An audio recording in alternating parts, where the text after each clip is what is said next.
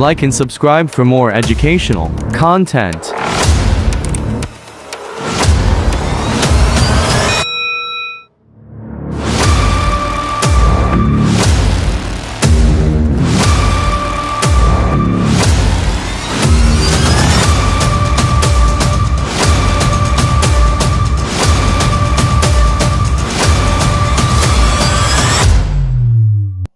Hello વિદ્યાર્થી મિત્રો, કેમ છો?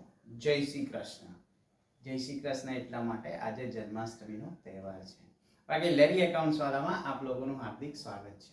મિત્રો, તમે ટાઇટલ તો ખૂબ સરસ રીતે વાંચી લીધું હશે કે એકાઉન્ટ્સમાં કેવી રીતે તૈયારી કરવી જેથી કરીને આપણે 100 માંથી 100 માર્ક્સ લાવી શકાય. હવે મિત્રો, ઘણા બધા લોકો આપણને સજેસ્ટ કરતા હોય છે કે દિવસમાં 2 કલાક ભણવું, 4 કલાક ભણવું, 6 કલાક ભણવું. પણ એકાઉન્ટ્સમાં વિદ્યાર્થી મિત્રો તમારે વધુમાં વધુ 1 કલાકની મહેનત કરવી પડશે, એ સિવાય વધુ મહેનત કરવી પડશે નહીં. તો એ કેવી રીતે? તો એના માટે આપણી પાસે છે માસ્ટર ટિપ્સ. હવે માસ્ટર ટિપ્સમાં આપણે શું કરવું જોઈએ, એકાઉન્ટ્સ કેવી રીતે ભણવું જોઈએ, તો સૌથી પહેલું છે સ્માર્ટ વર્ક અને ટાઈમ સેવિંગ.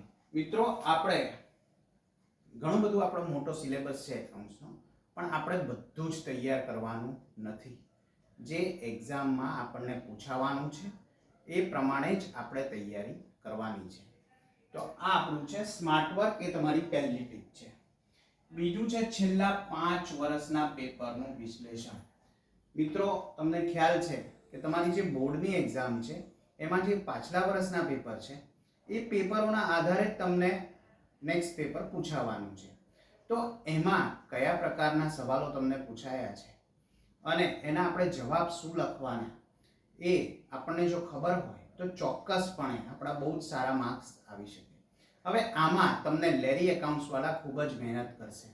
તમે જે તે ચેપ્ટરના સ્વાધ્યાયના દાખલા જ્યારે જોશો તો ત્યારે તેની અંદર બોર્ડમાં પૂછાયેલા જે કંઈ પણ દાખલાઓ છે તેની સમજ એ વખતે તમને આપવામાં આવશે, જેથી કરીને તમે એને વ્યવસ્થિત રીતે નોટ ડાઉન કરી શકો. અને એ નોટ ડાઉન કરશો એટલે ચોક્કસપણે એનું જ્યારે તમે બુકનું રિવિઝન કરવાનું ચાલુ કરશો તો એ ક્વેશ્ચન તમને ખ્યાલ રહેશે કે આ દાખલો બોર્ડમાં પૂછાયેલો છે, અથવા આ પ્રશ્ન બોર્ડમાં પૂછાયેલો છે, અથવા આ એમસીક્યુ બોર્ડમાં પૂછાયેલો છે.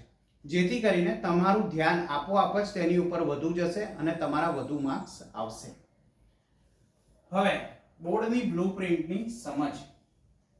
મેડમ, બોર્ડ તમને ખ્યાલ છે કે બોર્ડે તમને બ્લુપ્રિન્ટ આપેલી છે. હવે એ બ્લુપ્રિન્ટમાં 1 માર્કના એમસીક્યુ, 1 માર્કના સવાલ જવાબ, 3 માર્કના સવાલ, 4 માર્ક્સના સવાલ, 8 માર્ક્સના સવાલ અને સાથે સાથે 11 માર્ક્સના સવાલ. તો મિત્રો, જે ચેપ્ટરમાં જે પ્રકારના ક્વેશ્ચન પૂછાવાના હોય એ જ પ્રકારના ક્વેશ્ચનની જો તમે તૈયારી કરશો તો ચોક્કસપણે એનો વારંવાર મહાવરો કરવાથી તમારા ઓછી મહેનતમાં વધુ માર્ક્સ આવી શકશે. ચેપ્ટરના માર્ક્સ પ્રમાણે જ આપણે મિત્રો તૈયારી કરવાની છે. જેમાં વધુ વેટેજ હોય એને વધુ આપણે ભાર આપીને અને વધુ એની તૈયારી કરીશું. હવે દાખલાઓ ગણતી વખતે જ બોર્ડના દાખલાઓ પર વધુ ભાર. મિત્રો, લેરી એકાઉન્ટ્સ વાળામાં જ્યારે પણ તમને દાખલાઓ સ્વાધ્યાયના ગણાવવામાં આવશે ત્યારે જ હું તમને કહી દઈશ કે આ દાખલો તમને કયા વર્ષમાં બોર્ડની એક્ઝામમાં પૂછાયેલો છે, જેથી કરીને તમે તેના ઉપર હાઇલાઇટરથી બરાબર છે બહુ વ્યવસ્થિત રીતે નિશાન કરી શકો. એટલે જ્યારે પણ તમે એનું રિવિઝન કરશો ત્યારે ચોક્કસપણે એ દાખલો તમારી નજરમાં આવશે અને એના જે મુદ્દાઓ છે એ આપોઆપ જ તૈયાર થઈ જશે. એટલે એકાઉન્ટ્સમાં તમારે કોઈ એક્સ્ટ્રા વર્કની જરૂર નથી. જ્યારે તમે પહેલી વાર એ દાખલો ગણતા હો ત્યારે જ તમને ખબર છે કે બોર્ડમાં પૂછાયેલો દાખલો છે, માટે એ વખતે જ તમારું એ ચેપ્ટર અને બોર્ડની પ્રિપરેશન સાથે પેરેલલ ચાલતી રહેશે. આઈએમપી દાખલાઓ, એમસીક્યુ, એસક્યુ ને હાઇલાઇટ કરવા. મિત્રો, તમને જ્યારે લેરી એકાઉન્ટ્સ વાળામાં એમસીક્યુ, શોર્ટ ક્વેશ્ચન કે પછી દાખલાઓ ગણવામાં આવશે ત્યારે જ એ દાખલાઓ કે એમસીક્યુ કે એસક્યુ એ બોર્ડમાં કેટલી વાર પૂછાયેલો છે અને એનો સાચો જવાબ શું છે અને કેમ સાચો જવાબ છે, બરાબર છે, એ બધી જ સમજણ તમને પૂરી પાડવામાં આવશે, જેથી કરીને તમારે ઘણી બધી વાર એનું રિવિઝન કરવું પડશે નહીં. એકવાર જો તમે વ્યવસ્થિત રીતે એને લેરી એકાઉન્ટ્સ વાળામાં બહુ જ સારી રીતે સમજી લેશો તો પછી બીજી વાર તમને એને કરવાની જરૂર રહેશે નહીં. આનાથી તમારો ટાઈમ સેવ થશે.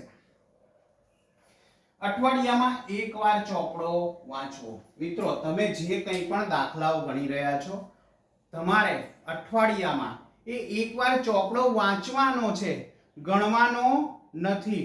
હવે વાંચશો એટલે તમે ગુજરાત બોર્ડમાં જે કંઈ પણ ક્વેશ્ચન પૂછાયેલા છે એને તમે ઓલરેડી હાઇલાઇટ કરેલું છે. હવે હાઇલાઇટ કરેલા ક્વેશ્ચન જે છે એને તમારો મુહાવરો વારંવાર 1 અઠવાડિયું, 2 અઠવાડિયું, 3 અઠવાડિયું વારંવાર એ તમારી નજરમાં આવતા રહેશે, જેથી કરીને એ દાખલાના બધા જ મુદ્દાઓ બહુ ઇઝીલી તમે યાદ રાખી શકશો. તો મિત્રો, આ છે આપણી માસ્ટર ટિપ્સ. આને જો તમે ફોલો કરશો તો બહુ જ ઓછી મહેનતમાં તમારા એકાઉન્ટ્સમાં બહુ જ સારા માર્ક્સ આવી શકશે. Thank you very much.